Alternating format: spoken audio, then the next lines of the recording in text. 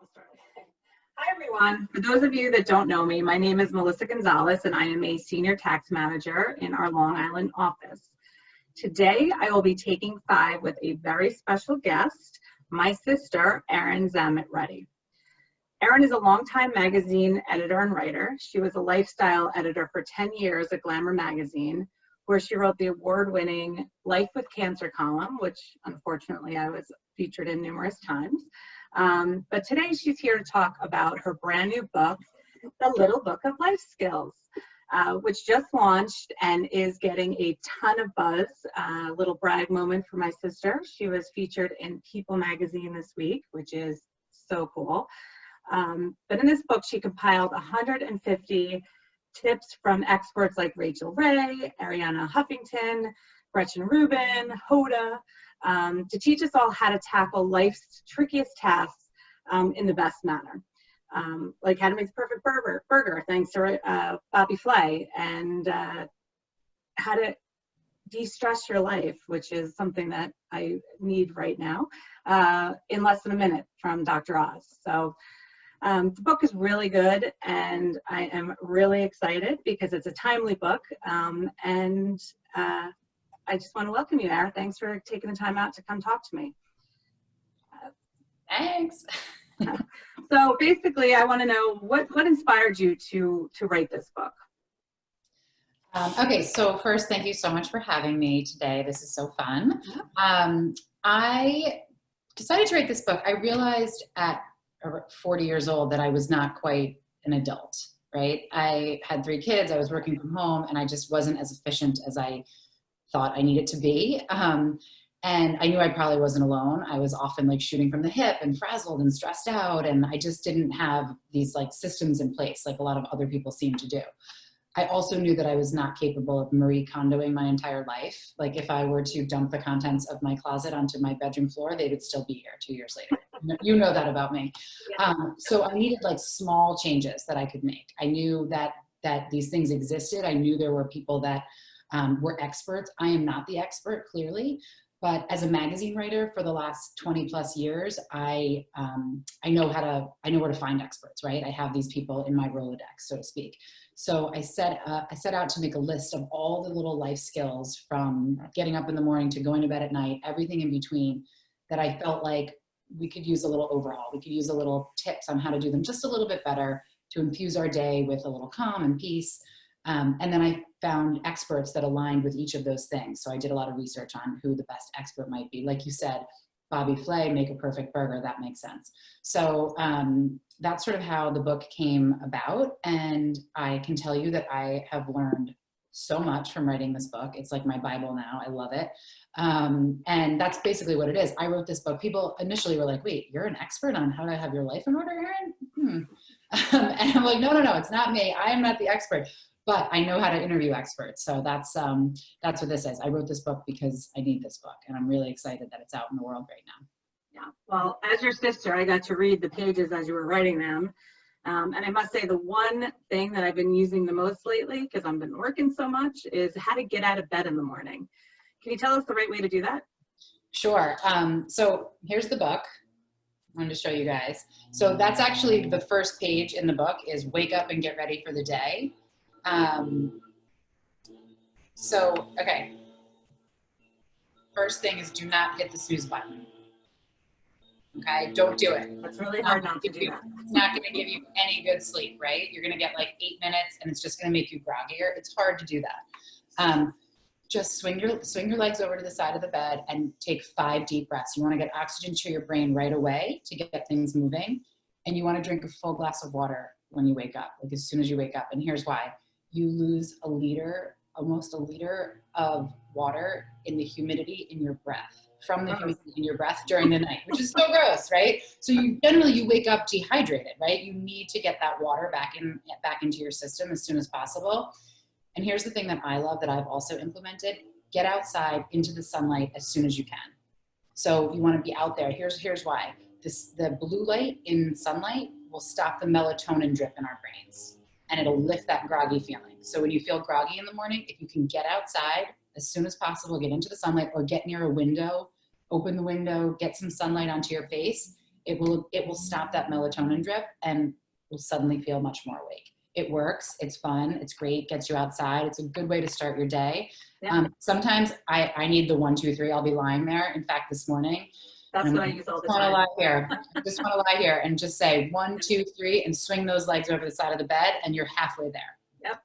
And not on your phone, checking emails and doing the things that you're not supposed to be doing in bed. So. Oh, definitely don't check your email first thing. Yes. No, you need to turn your brain on and let your brain like get adjusted to the day before you immediately put a device in your face. Yep. That's huge. Some of your interviews, you talk about how these life skills involve being kind to your future self, which can you explain that, what you mean by that? Yeah, so a lot of this stuff is about doing the harder thing now so that you can enjoy your life a little bit later, even if it just means putting away your shoes now so that you don't have 7 shoes later, right? There's something in the book called, my cleaning expert talks about, don't put it down, put it away, right? So instead of putting that dish into the sink, just go the one step further, put it in the dishwasher, and then it's not going to compound and you're not going to have a bigger problem later, right? So all of these life skills have an element of just being a little more careful, a little more mindful about how you're doing the thing, so that way it doesn't compound and then you can kind of get through your day in a much more efficient way. We talk about, I have my financial expert who talks about before you make financial decisions or when you're making financial decisions, you really want to think about your future self. And she goes one step farther, which I love. Her name's Tiffany Alashay, the Budgetnista. She's fantastic. She says to give your future self, your 80-year-old self, a name and a persona. Hers is Wanda, and she's sassy. And she always thinks about Wanda when she's making financial decisions because she might want that 15th faux fur pillow from Target, right? But does that mean that Wanda's going to be eating cat food? I don't know. You know what I'm saying? So she talks about that. So being considerate. When you're asked to do something that you're not sure you want to do, right? How to say no is one of the things in this book. It is a life skill. I need to. Yeah. And one of the steps is to think about your future self. Don't sign yourself up for something, in a couple of months because you think, oh, she's going to have it all together. She can handle it, or that's her problem, right? Take the time to think through how you're going to feel during that time. So being kind to your future self is really about, with working from home. I mean, we talked about this. It's it could be doing the hard thing first thing in the morning, right? That's the idea of like eating the frog, that great Mark Twain saying.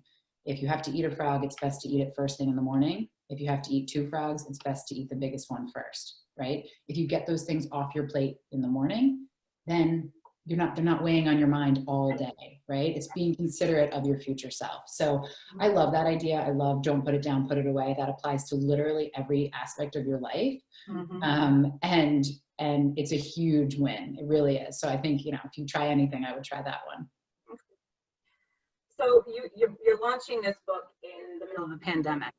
But I know that you wrote most of it before, but you had to finish it during the pandemic, which, as your sister, I know was not an easy task. What skills in the book did you call on to get this book finished timely? Okay, yes. So the book, I was basically doing my line edits. And when you write a book, you get the whole manuscript back and you have to look at every line and go over it word for word. I got those back like April 1st, right? Height of the pandemic, 3 kids, home, working from home, my husband working from home. We've all been there. We're all still there, right? So we know how hard it is to work from home. So I definitely I was referencing my own book while doing it. Setting, obviously working from home, there's some great tips there. It's about giving yourself an area. Don't just wake up and grab your laptop and work in your bed, right? You need to like have your work zone and your home zone. And you really don't want those lines to blur as much. I always thought working from home meant you should also be doing laundry and doing this and being extra productive. You actually want to create clear boundaries for yourself and for others in your house. Not that kids will listen to that, but. No, it's hard. It's hard. Well, that's where preventing and managing interruptions was huge. And I love that when let's say you need 2 hours of uninterrupted time, telling everyone in your house or your coworkers or whoever it is, say, look, I need to do X for X amount of time. And my expert for that one just explained that when you explain the reason for your decisions, it builds trust in people. It builds people's trust in you. So get ahead of it and say, I'm going to need this uninterrupted time. Is there anything that's going to prevent you from giving me this uninterrupted time? So that one was really important. And then obviously like taking calming breaths. I did a lot of that. Loading and emptying your dishwasher. I mean, how many times did we cook and clean over and over and over again? That was Which a I huge. just watched you do for filming the Rachel Ray show, which is so exciting. Yes, I'm going to be on the Rachel Ray show, loading and emptying a dishwasher, because that is a life skill for sure. And there is a right way and a wrong way to do it. So I learned that. But yeah, launching in a pandemic, and now here we are. I mean, I'm launching the book in a pandemic, which is, you know, not what we expected and not what we had hoped for, but here we are, and we're all in it. So. And it's timely because we all need these life skills to get through this. So absolutely. Yep. So the book is full of great little mantras and reminders that, the book is full of little mantras and reminders. Are there any that you can share with us that we can try today? So yes, there's full of great ones. I love them. I love so many of the things and I use them all the time. But one that I would say to try today, which is a good one, is from Gretchen Rubin. And she's a productivity and happiness and decluttering expert. She's just fantastic. But she talks about the 1 minute rule. And it's any task that comes up in your day that can be handled in 1 minute or less, just do it, right? I stop myself throughout the day, you know, putting that paper towel rack onto the paper towel holder, right? Or whatever, putting the paper towels on the paper towel holder, the toilet paper thing, the dish into the sink. A text pops up and you're like, oh, I don't want to deal with this. Deal with it. If it's going to take 1 minute, do it. An email pops up, right? It's already interrupted your flow. You've already seen that email. If the response is going to take you under a minute, get it off, get it out of your inbox, back to that person. Otherwise, these things weigh on our brain all day, right? And they cloud us. And so this is a great productivity tip for your house, for your work, for whatever it is. If it's under a minute, get it done, get it off your list, and just remind yourself and see how your day goes and see how you feel at the end of the day, right? Take that jacket and hang it up. Put that dish in the dishwasher. Send that text, send that email. So I love that tip. The 1 minute rule. That's a good one. Great advice. Well, thank you so much for speaking with me today, Erin, although we speak every day anyway, but this was more fun to talk about your book. For more tips, you can follow Erin on Instagram at Erin Z Ruddy. And buy the book, guys. It's awesome. I promise it's life-changing. It's available on Amazon or wherever books are sold. So thank you so much, Erin, and I will see you soon. Thank you, guys. Here's the book. Yes. It's super cute. It fits in the palm of your hand. I have a big hand, but I have mine too. Yay! Thank you so much, Melissa.